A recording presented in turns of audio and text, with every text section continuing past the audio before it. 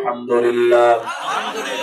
ভাইরা আমার, আল্লাহ তাআলা বলেন ওয়ামান ইউহাজির ফি সাবিলিল্লাহ, যেই ব্যক্তি আল্লাহর রাস্তায় অল্প সময়ের জন্য হিজরত করতে বের হয়ে যায়।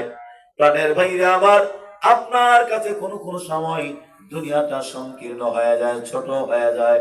আপনি চলে গেলেন কোন দাওয়াতের কাজে, কিন্তু ঘরে বাজার নাই, টাকা নাই। আপনি চলে যাওয়ার পর আপনার ঘরে বাজারের ব্যবস্থা যিনি করে দেন তিনি কে? আল্লাহ। এই জন্য আল্লাহ তাআলা বলেন ওয়ামান ইউহাজির ফি সাবিলিল্লাহ, যারা আল্লাহর রাস্তায় হিজরত করতে বের হয়ে যায়, সফরের উদ্দেশ্যে বের হয়ে যায়, ইয়াজিদ ফিল আরদি মুরাগামান কাসীরান ওয়া সাআ, ওই ব্যক্তিদের জন্য যিনি জমিনকে প্রশস্ত করে দেন। একটা আওয়াজ করে চিল্লায়ে বলতে হবে তিনি কে? আল্লাহ। প্রাণের ভাইরা আমার, এরপর আল্লাহ তাআলা বলেন ওয়ামান ইয়াখরুজ মিন বাইতিহি মুহাজিরান ইলাল্লাহ,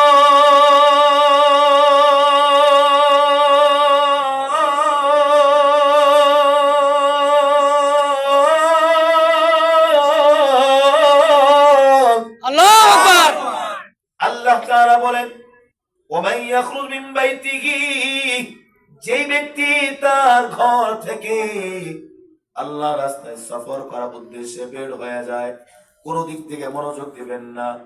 ধৈর্য যেহেতু ধরেছেন, আশা করি আপনাদের ফায়দাজনক আলোচনা আল্লাহ করাবেন। এই জন্য যারা প্যান্ডেলের বাইরে দাঁড়িয়েছেন, মেহেরবানি করে প্যান্ডেলের ভেতরে চলে আসুন। আল্লাহ আমাদেরকে কবুল করে নেন। একটা আওয়াজ করে বলেন আমিন। আমিন। ওয়ামান ইয়াখরুজ মিন বাইতিহি মুহাজিরান ইলাল্লাহ, আপনি আপনার ঘর থেকে আল্লাহর রাস্তায় বের হয়ে গেলেন। আজকে এখানে যারা আসছেন, আপনারা ঘর পর্যন্ত পৌঁছতে পারবেন এর কোনো গ্যারান্টি আছে? না। জোরে বলতে হবে না। এরপর আপনি দাওয়াত ও তাবলীগে গেলেন, মনে করেন হজের সফরে গেলেন, উমরার সফরে গেলেন, আপনি উমরা থেকে ফিরতে পারবেন কোনো গ্যারান্টি আছে? না।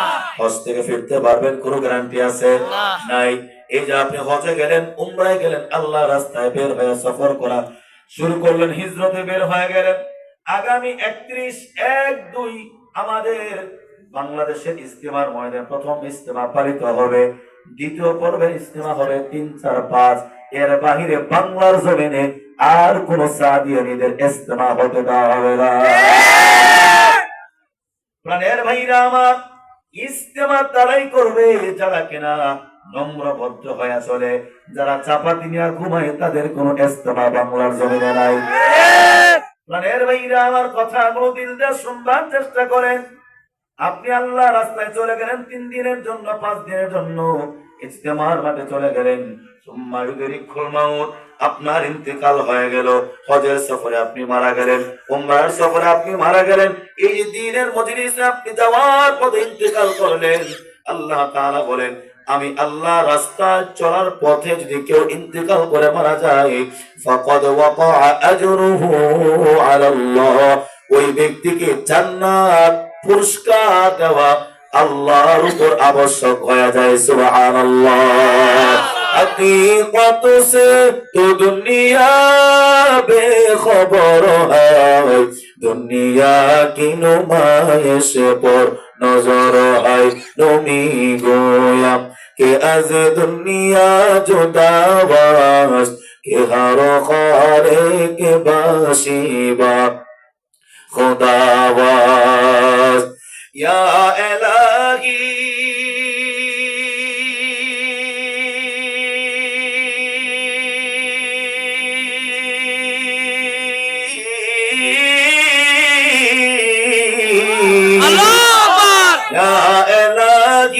मुझसे मुझको दूर कर, ताके देखो मुझ में तुझको एक नजर। या इलाही तू मेरा माबूद है, या इलाही तू मेरा माशूक है, या इलाही तू मेरा माशूक है।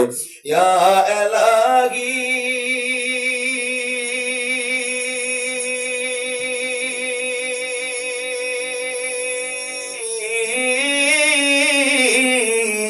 अल्लाह अकबर। या इलाही तू मेरा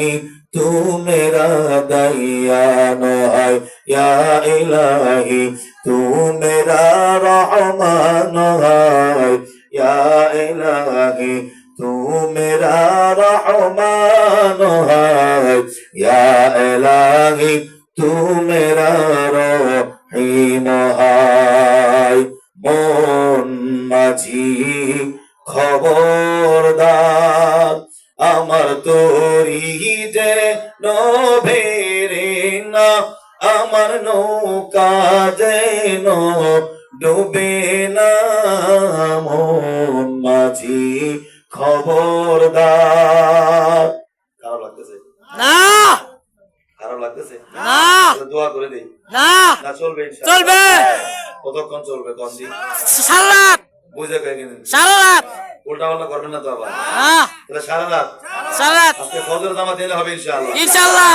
ঠিক ঠিক ঠিক ঠিক উল্টা পাল্টা নাই তো না নাকি আবার এরকম করবেন এক বক্তা এমন কথা বলছিল বলা পর যদি আপনাদের মতো খুব জোশ নিয়ে বলছে ঠিক বক্তা তখন আপনার বয়ান শুরু করছে চোখ বন্ধ করে বয়ান করতে বক্তা ভাবলো যে আল মুসলিম এক জীব মুসলমানরা মিথ্যা কয় না ধোকাবাজি করে না আমি তো বক্তা মানুষ আমার লাগে তো মিথ্যা কথা প্রশ্নই আসে না কি কন তো তিনি বয়ান করতেছেন রাত ৩টার সময় চোখ ফেলে দেখেন মুসল্লি একজন নাই কিরে ঘটনাতে পেশ খেয়ে গেল উনি মাইকে বলতেছেন যে সব জায়গায় চিটারি করতে পারে কিন্তু আমি বক্তার লগে শেষ পর্যন্ত এই জায়গায় চিটারি বাদ দিলেন না তো তিনি চিন্তা করে আরে আমি এখন কই যাই কেউ নাই হঠাৎ করে তিনি ডান দিকে তাকায় দেখেন এক লোক খুব কাজুকুজু হইয়া আপনার কাঁথা মুড়ি দিয়া অথবা চাদর মুড়ি দিয়া বয়ান শুনতেছেন তখন তিনি ভাবলেন আহারে ভালো মানুষ তো দুনিয়াতে না থাকলে দুনিয়া চল কোন ভালো মানুষ দুনিয়াতে না থাকলে দুনিয়া চলবে তুমি আহারে কি ভালো মানুষটা এখনো পর্যন্ত বসে আছে চিল্লাকো ভাই একমাত্র তুমি জান্নাতি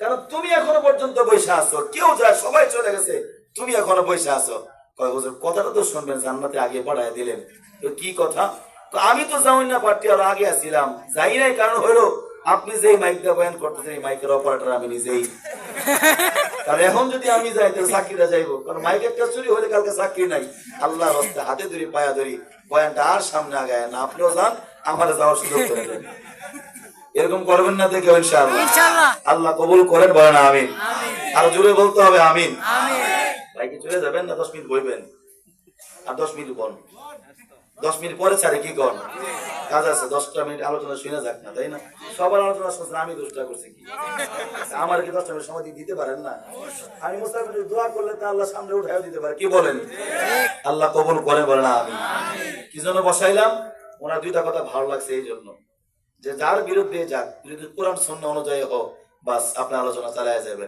আল্লাহ কবুল করেন বলেন আমিন আমিন প্রাণের ভাইরা প্রশ্ন করেছিলাম আপনি জান্নাত চান আমিও জান্নাত চাই শুধু এই জিনিসটা শোনাইবার জন্য ভাইরে বসাইলাম আল্লাহ জান্নাত দিবেন কাকে এটা দেখবার বিষয় ঠিক কিনা বলেন জান্নাত আমরা চাই এমন একটা কাজ আমরা অহরহ করি এই হাদিসটা আর দুইটা হাদিস পরে বলতাম কিন্তু আগে নিয়ে আসছি ভাই চলে যাবেন এমনটা না যে ভাই এই রোগে আক্রান্ত ভাই যেহেতু বিভিন্ন জায়গায় যান যাতে করে এই কথাটা মানুষের কাছে বলতে পারেন এই জন্য শুনেন জান্নাত আপনিও চান আমিও চাই সবাই চায় জান্নাত আল্লাহ দিবেন কাকে এটা দেখার বিষয় তবে আমরা এমন একটা কাজ অহরহ করি যেই কাজটাকে যে গুনাহটাকে আমরা গুনাহই মনে করি না সকালেও করি রাতেও করি বরং এই কাজ করবার জন্য স্ত্রীরে স্বামী কয় যে ভালো করে করিস ঠিক আগে ঠিক করেন না বুঝলেন তো কি কো মানতেছে ঠিক করেছে আমি কি কো শুনেন আগে প্রাণের ভাইরা আমার তো সেটা কি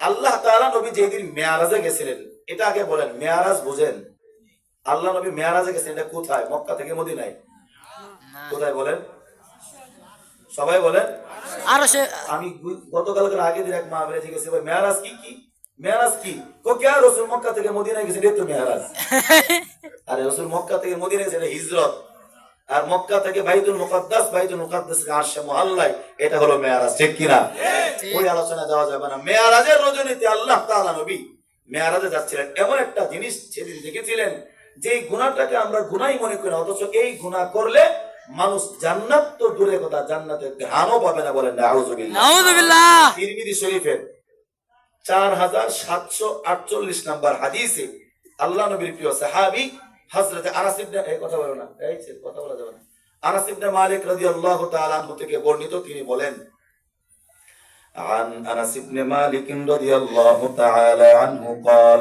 قال النبي صلى الله عليه وسلم আল্লাহ তাআলা নবীর প্রিয় সাহাবী আনাস ইবনে মালিক বললেন, একদিন সকালবেলা আল্লাহ তাআলা নবী মদিনায় আমাদেরকে ডাক দিলেন। ডাক দেওয়ার পর আমরা বসে গেলাম। আমি সবার সামনে ছিলাম। আমার ডান পাশে ছিলেন আবু বকর, বাম পাশে ছিলেন হযরত ওমর এবং আমার পিছনে ছিলেন হযরত আলী। আমি ঠিক তার বরাবর সামনে ছিলাম। এই জন্য হাদিসটা আনাস ইবনে মালিক থেকে বর্ণিত। তিনি বলেন, আল্লাহ তাআলা নবী একদিন ডাক দিয়া বললেন, শোনো, মেরাজের রজনীতে আমি যাচ্ছিলাম। মেরাজের রজনীতে যাওয়ার সময় আমি বিভিন্ন জাতির বিভিন্ন অবস্থা আমি দেখেছি, প্রত্যক্ষ করেছি, চোখ দিয়ে দেখেছি।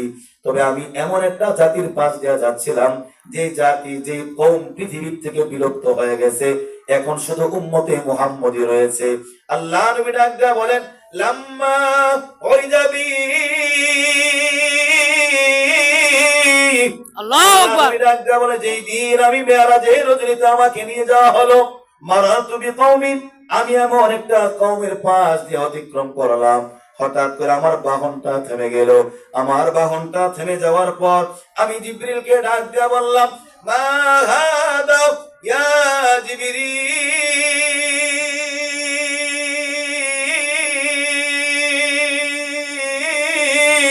আল্লাহু আকবার। ও জিবরিল ফেরেশতা, বলো এটা কি? আমার বাহনটা থেমে গেল কেন? আমার বাহনটা আর সামনে চলে না কেন? বলে, নবী, আপনাকে বিশেষ একটা নিদর্শন দেখানো হবে। পর্দা ফেলা। হঠাৎ করে ফায়াকশিফুল হিজাব, পর্দা উঠে গেল। আল্লাহ নবী তাকায় দেখলেন, একটা জাতি সেখানে বসবাস করছে। মহিলাও আছে, পুরুষও আছে, সব ধরনের মানুষ সেখানে আছে। তবে কিছু মানুষের হাতের মধ্যে নখ আছে, যেমন আমাদের হাতের মধ্যে নখ আছে না নাই? আছে। জোরে বলতো, আছে না নাই? আজকে কিন্তু আমি উস্তাদ, আপনারা ছাত্র, মনে থাকবে। জি। আজকে সবক দিব, নিবেন তো ইনশাআল্লাহ? ইনশাআল্লাহ। সারা জীবন বক্তব্য নিয়ে গেছে, আজকে সবক নিয়ে যাবেন, ঠিক কিনা? ঠিক। তাহলে উস্তাদের বাইরে চলা যাবে না, ঠিক আছে? তাহলে কিন্তু কঠিন শাসন হবে। বয়স আপনার বেশি থাকতে পারে, কিন্তু আমি তো উস্তাদ এখন, তাই না? জি। কথা বলেন। জি। এই যে সাবধান, উল্টা পাল্টা করলে কিন্তু বিচার হবে। আল্লাহ কবুল করে, বলে না আমিন। আমিন। এই যে আমিন বলে রাখছি, বিচার হবে, আপনার কাছে না আমিন। ঠিক আছে তো নাকি? প্রাণের ভাইরা, আমার কথাগুলো দিল দিয়ে শোনেন। আল্লাহ নবী বললেন, আমি এমন একটা কওমের পাশ দিয়ে অতিক্রম করলাম, আমাদের নখগুলো প্লাস্টিকের মতো, কিন্তু তাদেরও নখ আছে, লাহুম আযফারুন মিন নুহাস, কিন্তু তাদের নখগুলো আমাদের মতো সাধারণ নখ না, তাদের নখগুলো হতো তামার নখ। তামা, তামা চিনেন? তামার নখ। আমি তাকায় দেখলাম নখগুলো অনেক লম্বা, তবিল আতওয়াল, অনেক লম্বা। শুধু তাই না, আমি তাকায় দেখলাম নখগুলো আগুনের মতো জ্বলতেছে। আমি জিবরিলকে ডাক দিয়া বললাম, জিবরিল, এদের নখগুলো তামার আবার লম্বা, এরপরে নখগুলো আগুনের মতো জ্বলতেছে, কারণ কি? এখন জিবরিল আলাইহিস সালাতু ওয়াস সালাম ডাক দিয়া বললেন, ইয়া রাসূলুল্লাহ, এখনই আপনি দেখতে পারবেন তার কি কারণ। আল্লাহ তাআলা নবী বললেন, আমি তাকায় দেখলাম, ইয়াখমিসুনা ওযুহাহুম ওয়া সুদুরহুম। একটা ব্যাখ্যা ছিল, বললাম না ভাই, যেহেতু চলে যাবেন সংক্ষিপ্ত আকারে বলে গেলাম, ইয়াখমিসুনা ওযুহাহুম ওয়া সুদুরহুম। আল্লাহ নবী তাকায় দেখেন, ওই যে তাদের নখ তামার আবার লম্বা, আবার নখগুলো হলো আগুনের মতো লাল, অর্থাৎ এই নখগুলোকে জাহান্নামের আগুনে পোড়ানো হয়েছে। আল্লাহ নবী ডাক দেয়া বলেন, আমি তাকায় দেখলাম তারা তাদের ধারালো তামার নখ দিয়া তাদের গালের মধ্যে জোড়ে জোড়ে খামচাইতেছে, খামচাইতেছে। বলেন নাউযুবিল্লাহ। ইয়াখমিসুনা তরজমা বুঝবার জন্য সহজ একটা বাক্য বোঝেন। এই যে ধান কাটতে বলছিলাম, ধান লাগানোর আগে যে হাল চাষ করেন, কি করেন না? লাঙল দিয়া যে হাল চাষ করেন, ভিতরে মাটি যদ্দূর বের হওয়ার তদ্দূর কি হয়ে যায়? বের হয়ে যায়। ইয়াখমিসুনা তরজমা হলো এমন ভাবে খামচানো, খামচাইতে খামচাইতে গালের গোশত সব বের করে ফেলবে। বলেন নাউযুবিল্লাহ।